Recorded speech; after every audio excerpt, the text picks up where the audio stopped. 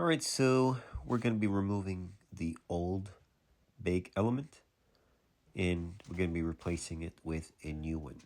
Now, the first video I showed how to check for voltage, and I did not include the entire video because warranty company decides they wanted to fix the oven. So here I am with basically part two. So whenever you get a new element, you do not want to just touch it with your hands. You want to make sure that you either wear good clean gloves or use paper towel when you hold it. The reason for that, the oils from your hand can cause heat spots or cause the element to get hot in one area. Now, I had to twist it. It came a little slightly warped.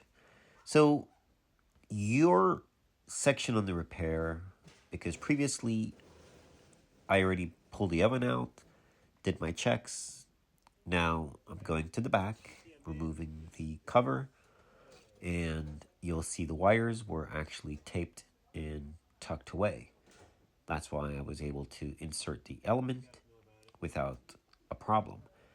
If this was your oven, if you have not done that, what you would have done was turn the breaker off, unplug the stove, and then you would do your repair.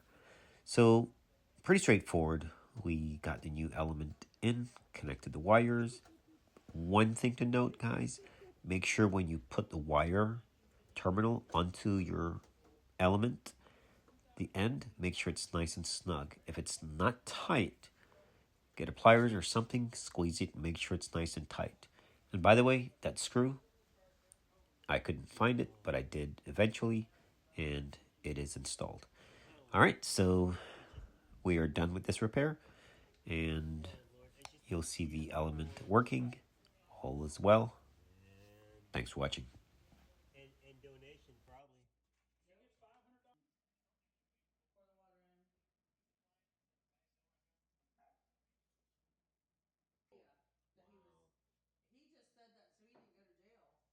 I mean,